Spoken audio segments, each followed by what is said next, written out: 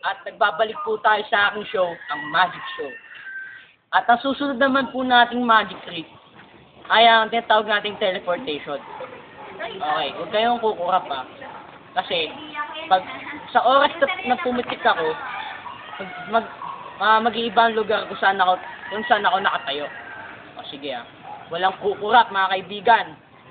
1, 2, 3.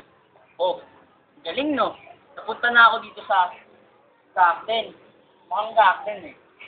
O sige, isa pa uli ha. Kasi on demand tong teleportation magic na to. O sige. 1, 2, 3. Oh, ang galing no? Nasaan na kaya ako? Ang garden din. Huh! Galing! May katabi na ako. Ayos, di ba?